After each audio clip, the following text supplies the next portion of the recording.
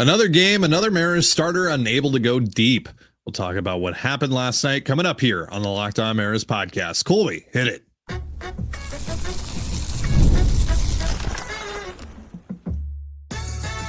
You are Locked On Mariners, your daily Seattle Mariners podcast. Part of the Locked On Podcast Network, your team every day.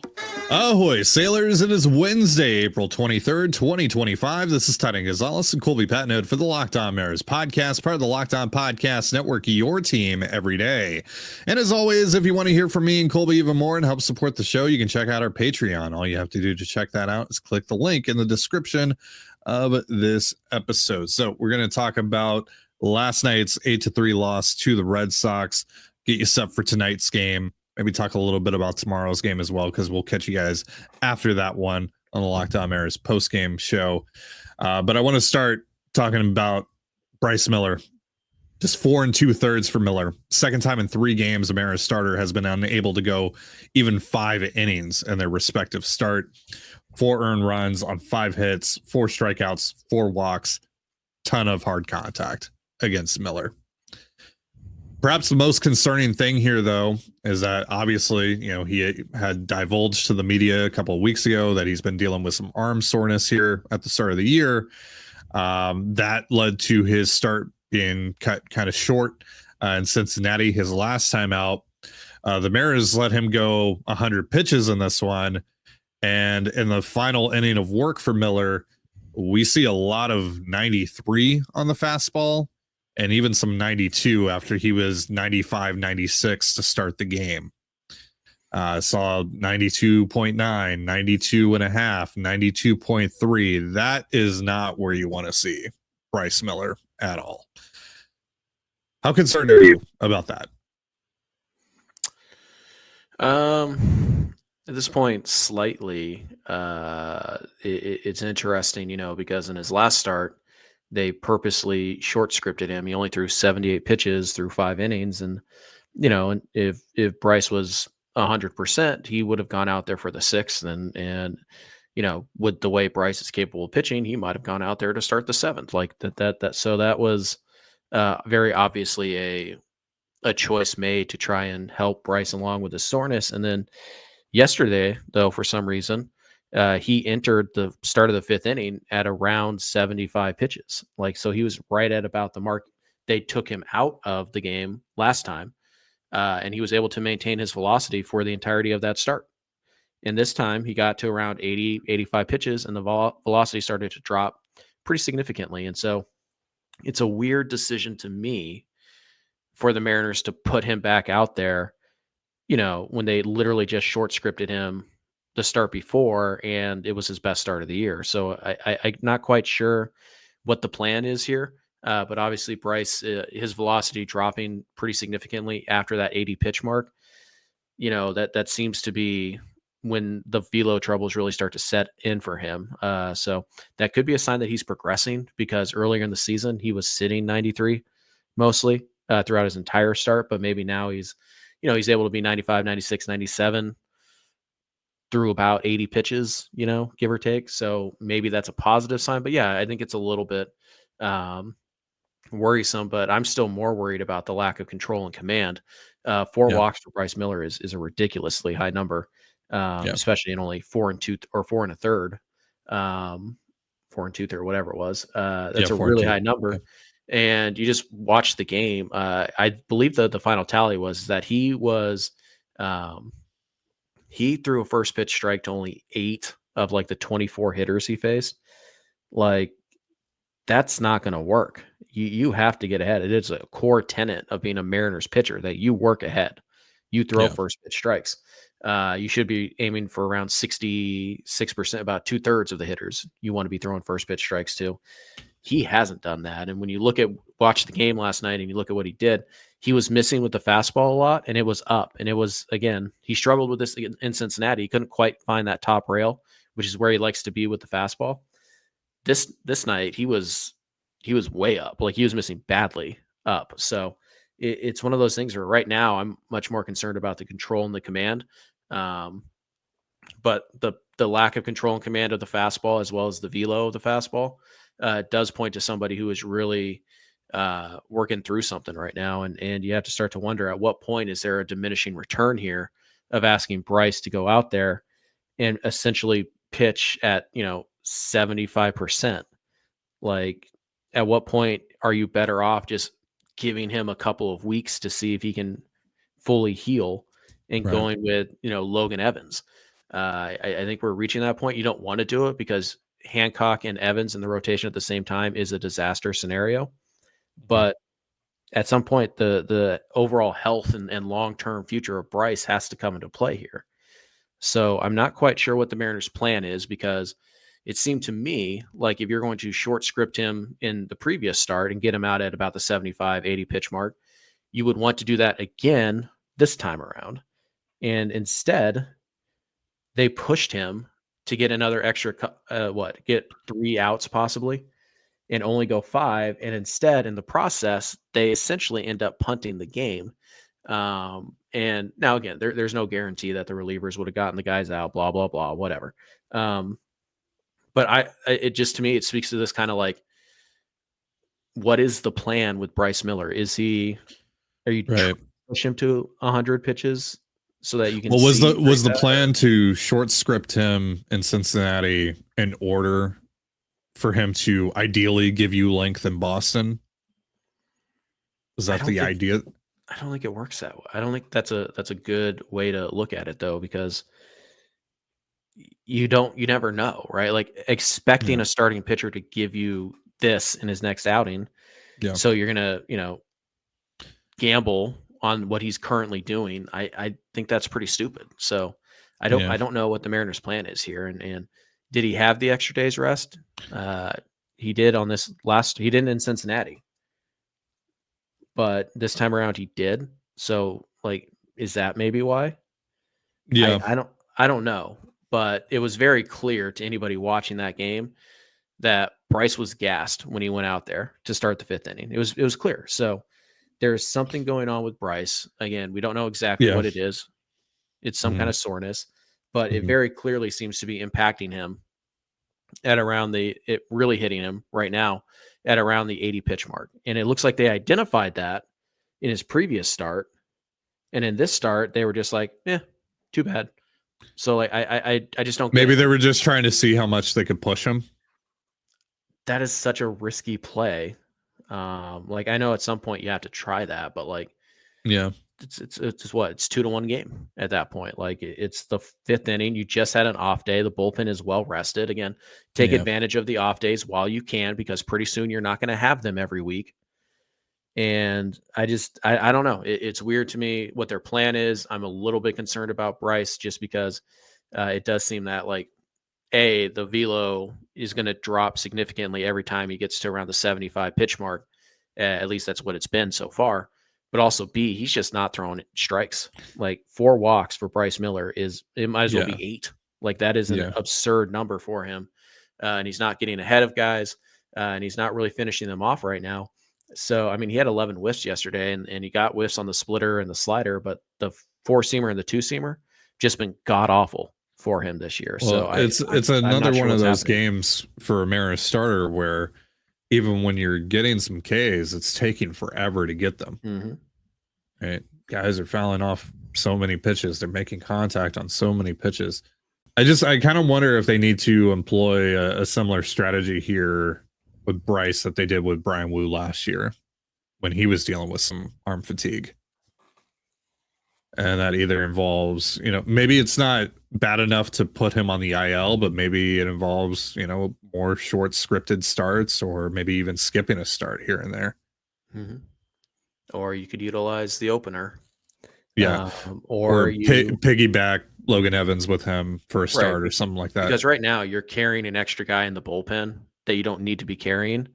Yeah. That guy could be designated to be, like, basically the co-starter with Bryce Miller. Yeah, so, I mean, Lau has been starting down in AAA. Maybe that's what you do. Right. I mean, you could do it with a veteran like Casey Lawrence or Jesse Hahn. So it doesn't necessarily have to be Logan Evans. If you want Evans to continue to pitch 6-7 innings down in Tacoma in the event that he does need to take a rotation spot at some point, fine.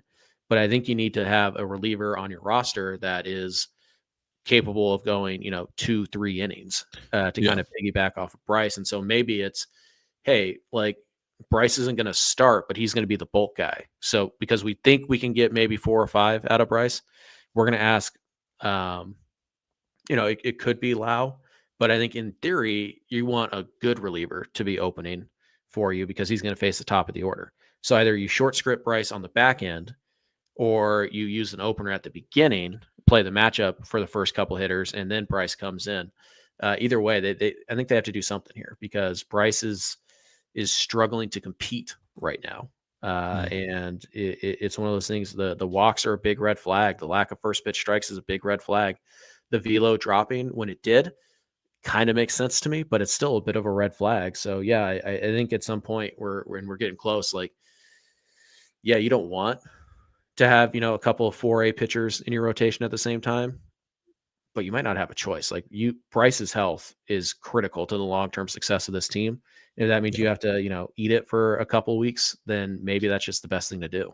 So the Mariners were obviously let down by their rotation once again last night, but they also weren't particularly great in the other two facets of their team either. We're going to talk about the offense. We're going to talk about the bullpen, specifically Trent Thornton, coming up here in just a moment. But first, a reminder, this episode of the Locked On Mariners podcast is brought to you by Supply House. Get the supplies you need from the site made for the skilled trades, Supply House. Whether you're in plumbing, HVAC, or electrical work, Supply House is a reliable way to order products online. Their easy-to-use website is packed with helpful resources and the latest product info to help you get the job done right. Plus, with a complete inventory of over 200,000 parts from 400 plus top brands, you'll find exactly what you need delivered fast from coast to coast. Join the Trade Master program today at supplyhouse.com/TM and start ordering plumbing, HVAC, and electrical supplies with just a few clicks. Plus, use promo code SH5 for 5% off your first order. That's supplyhouse.com. And you're listening to the Locked On Mariners podcast. So Brian Beao got off to a pretty rough start in his season debut for the Red Sox last night. Jorge Polanco goes yard off of him to give the Mariners an early 1-0 lead. And Cal Raleigh walks. And then Randy Arozarena and Luke Raley are both hit by pitches, loads the bases with 1 out.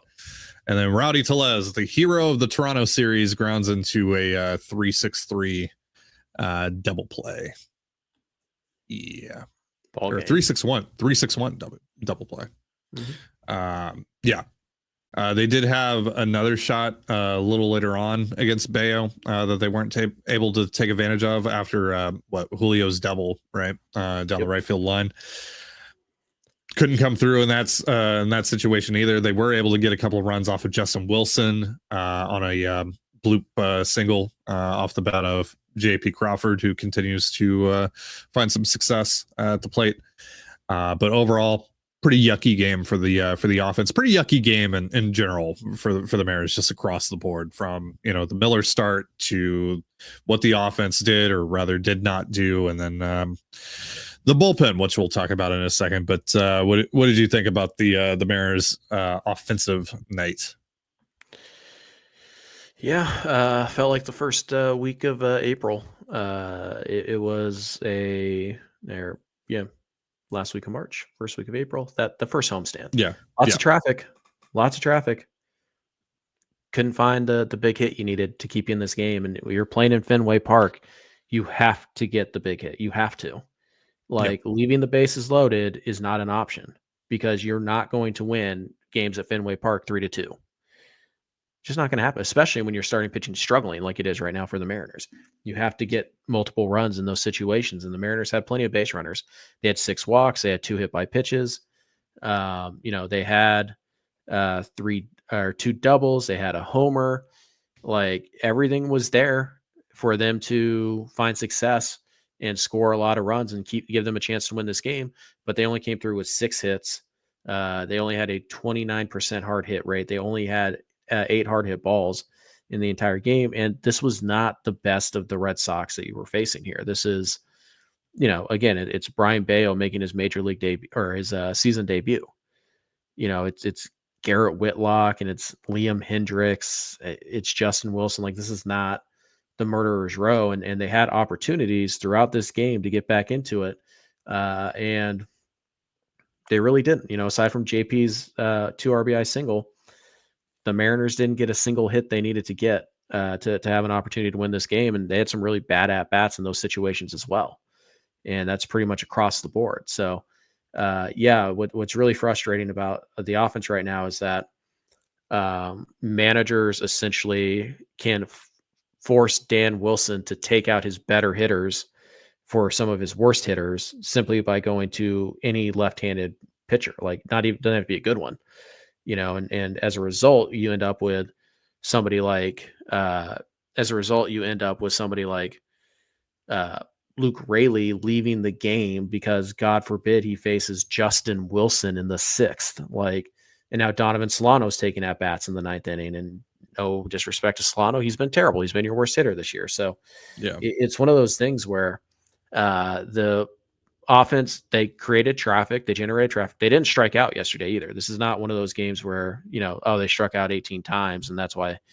No, they only struck out 5 times yesterday, but they didn't get the big hit they needed. And they never really even, you can't even say that it was bad BABIP luck. It wasn't. They didn't hit the ball hard. They didn't earn those hits. So, it's just one of those nights where, like, the opportunity was there and it was there frequently, and Seattle just couldn't get it done. They couldn't find the big hit they needed. They really couldn't string hits together. They didn't get the big homer that they've been getting lately. So, it's one of those things. It's a bit of a feast or famine offense. And last night it was famine because they had plenty of opportunities and they let them all get off the hook. They let Boston get off the hook all night, and it cost them the game. Yeah, interesting contrast that you brought up there. Just the 5 strikeouts, like you mentioned, they only score 3 runs. Their previous game, they strike out 18 times. They score 8. Yep. Like, strikeouts suck, but strikeouts are also not a death knell. They don't have to be. I got another number for you, Colby. 50%. You know what that is? In zone contact. That would be Trent Thornton's home run to fly ball rate this year. Yay. Yeah. Trent Thornton right now is tied with George Soriano of the Marlins and Raisel Iglesias of the Braves as the least valuable reliever in all of baseball, qualified or not, by Fangraphs WAR. -0.5. And Dan Wilson continues to use him in close games, whether the Mariners have the lead or they're trying to keep things close. And now there's been, a couple of instances, like in Toronto, where he was able to get through his inning of work just fine. But there have been so many blowups already from Thornton this year. So many home runs. Again, 50% of the balls that get lifted in the air against him are going over the wall. It's obviously a short sample, or a small sample, but that's just too much. I think they should designate Trent Thornton for assignment. I'm just going to say it. I think his time in Seattle should be over. Yeah. We've seen Trent pitch in high leverage spots this year and fail. We've seen him pitch in mid leverage spots and fail. We've seen him pitch in low leverage spots and get blown up. Like, it's one of those things that right now there is no scenario where you feel comfortable using this guy. And after it's 4-3, you just scored 2 runs and it's a ball game again. And at Fenway, anything can happen. And you go to Trent and he's facing, the bottom half of the order, what have you, and middle bottom part of the order.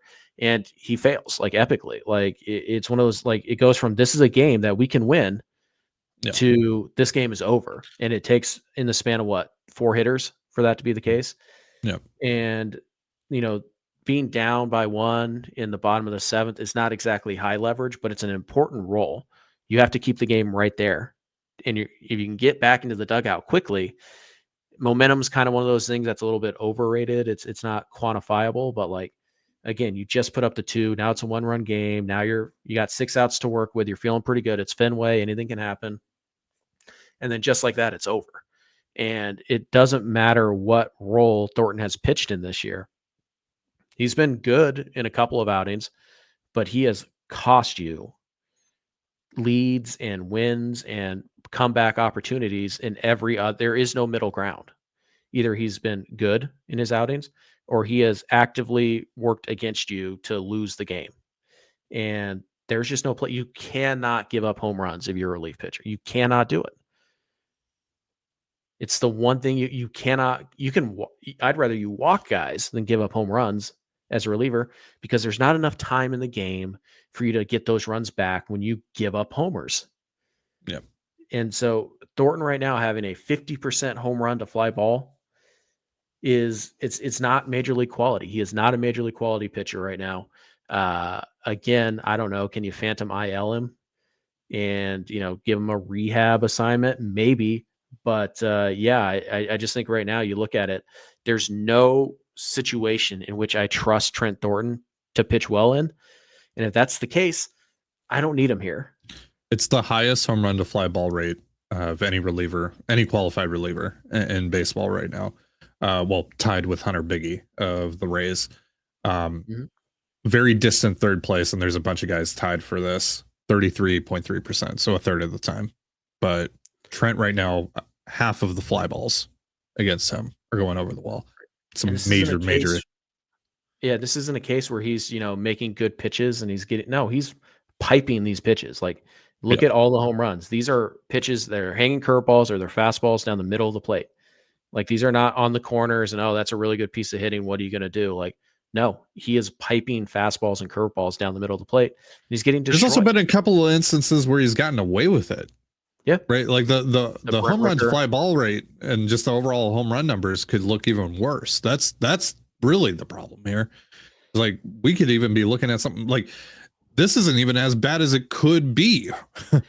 Imagine if he hadn't, pitched a couple of outings in Seattle, because he should have surrendered another homer to Brent Rooker. Yeah. I remember that. And that was a fastball right down the pipe. Yeah. And, marine layer and the wind knocked it down and kept it in the ballpark. But he's just down the middle of the plate right now. And again, if I can't trust you to do anything but mop up duty, there's no reason for you to be on this roster. Yeah.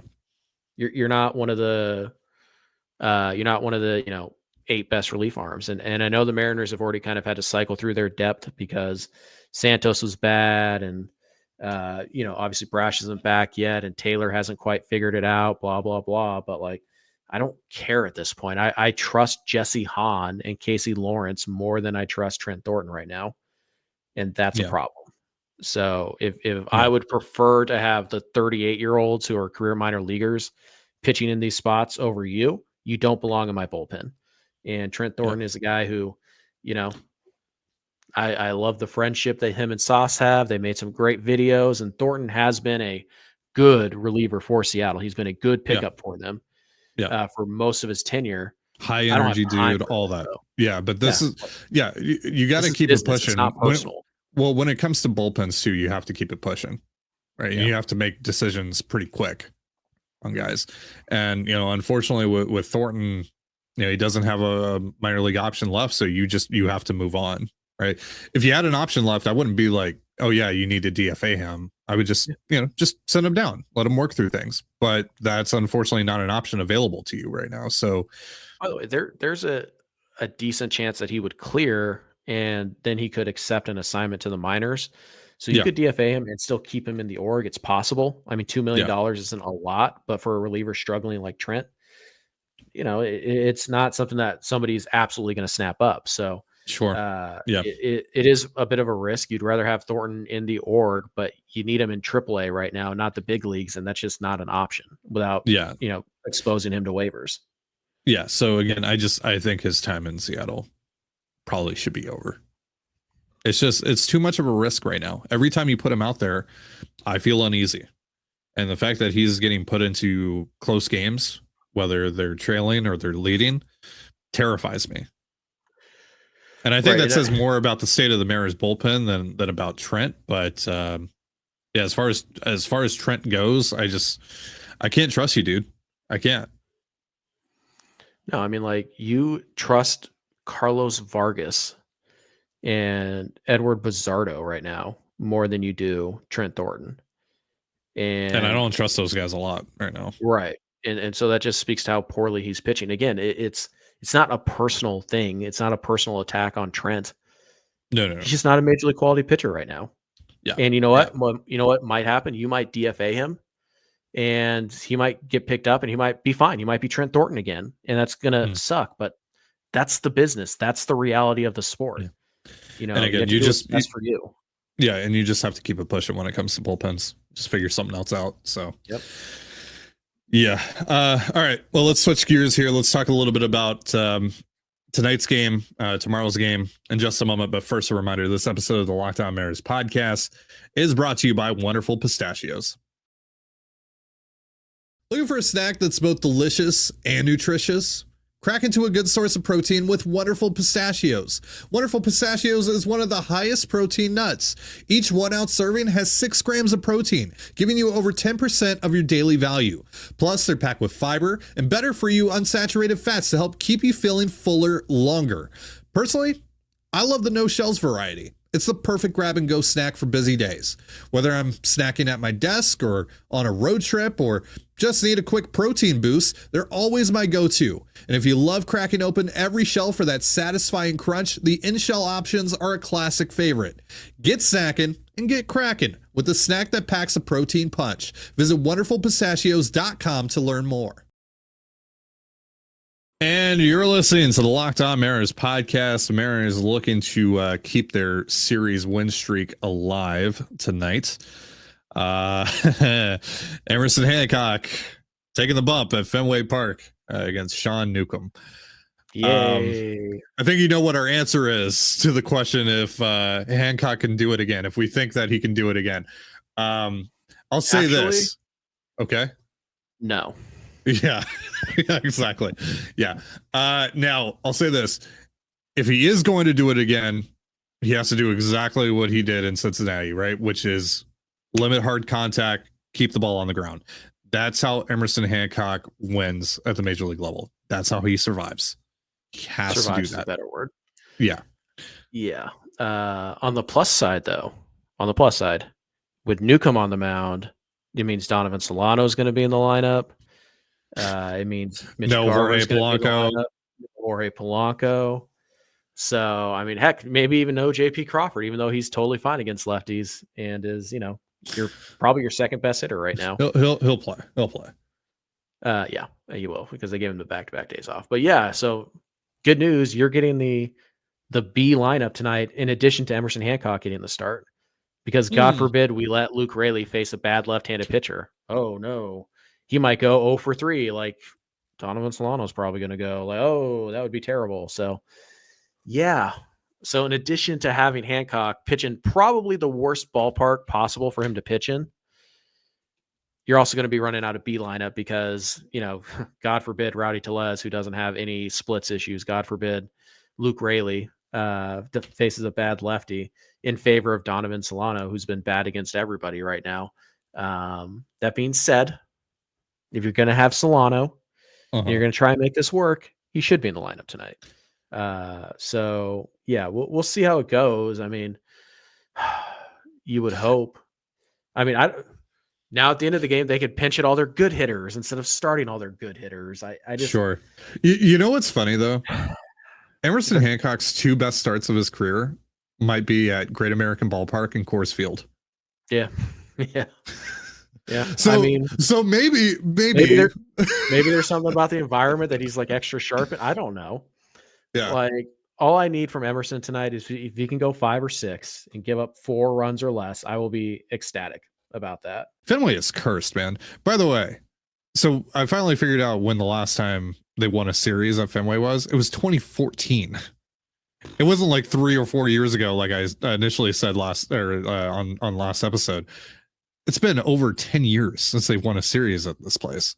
I think I saw somebody, maybe they tweeted at us. Maybe I think it said that Seattle is like 3-15 in their last 18 at Fenway, like, or Dude. 4-5, Yeah. something like that. Like, Yeah, so this place just sucks for the Mariners to play at, and the Red Sox are really good.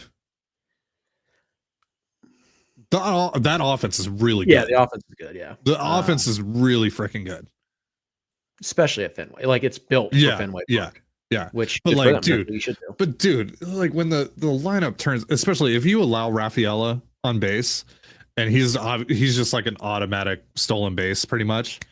Whether you're keeping an eye on him or not, really, that dude's speed is just insane. And then you turn the page, and it's Duran, Devers, Bregman. Like, oh, Devers isn't even hitting right now, and Story is hitting right now. Yeah. Well, your Abreu's off to a great start. Like, dude, that lineup is nice stacked. Because Devers, again, isn't even hitting right now, and he's probably your best hitter. Yeah. So, yeah. Although once you get past Crochet, I'm not terribly worried about their rotation. Not that it's not fine. Like, they have like solid arms. They don't have like Bueller's a good arm. Yeah. Cutter Crawford, when he comes back, is a solid arm. But that team is definitely good enough to, be a World Series contender, and they are. But that team is built for Fenway Park. The Mariners are built for the literal opposite. Yeah, this is the worst. I think this might be the worst matchup for the Mariners. I think so too. Them or Kansas City, and apparently Detroit, because why not? Yeah. But and by the way, some of you need to listen on you need to work on your active listening skills. I didn't say that Houston had a better ballpark than Fenway. I said I'd rather be playing in Houston because the Mariners play well there. Yes. And this Fenway Park sucks because the Mariners suck there. Yes. I also said it deserved, historical landmark status, but no, apparently, no. I just hate Fenway Park. I do hate Fenway Park because the Mariners can't win there. That's why I hate Fenway Park. Yes. Listen. I also think I've said this before, and I'll say this again. People need to listen to me. It's also kind of a Mickey Mouse ballpark. It is. It absolutely is. It's kind of a clown show. Like the green monster, then the triangle. The triangle. Yeah. And then like the short port, like. And save me the history lessons. I know. Well, it's built into the footprint of an ancient blah, blah, blah. Yeah. I get it. I understand. I'm not an idiot. Okay. I'm well-versed in baseball history. That ballpark kind of is a Mickey Mouse ballpark. It is a Little League ballpark that has all the history you could ever want. And I'm pretty sure I put it in my top 10 when we had this whole discussion over Oracle Park as well. So, like, you people need to listen to me. We also did say that it's the most overrated ballpark. I stand by that. And I stand by that as well. Yeah. Because you strip away the history, it's kind of a ballpark that's just ancient. Like, it looks and feels like an old. It's the dimensions of the field. I'm sure like the experience of going there is amazing and all I that absolutely stuff. Still want to go. Yeah. But the just talking about the field itself, the dimensions of the ballpark, it's a joke. It's so dumb. It's so silly. Mm-hmm. And again, we get it. They had to put it into the footprint of, 1900 Boston. Like, we understand, and it's perfectly built to be on this one little city block. So they had to kind of, mess around with the dimensions, blah, blah, blah. We get it. Okay. We understand. Yeah. Just pure aesthetics, like strip away everything except for how the ballpark looks. It's overrated. Yeah. So, and again, it's been an absolute nightmare for the Mariners to play in. So, here's to hoping we get Coors Field and Great American Ballpark, Emerson Hancock tonight. All right. Well, that is going to do it for our show. Thank you so much for joining us here on the Locked On Mariners podcast. For Colby Patnode, I'm Titan Gonzalez. Be sure to give us a follow on Twitter at LO_Mariners. You can follow me at Titan Gonzalez and Colby at CPAT11. That's CPAT11. We're also on Blue Sky. You can follow me at TDG, Colby at MLB Colby, and the show at Locked On Mariners. You can also find us on Instagram at Locked On Mariners. Have yourself a beautiful baseball day, and we'll see you next time. Peace.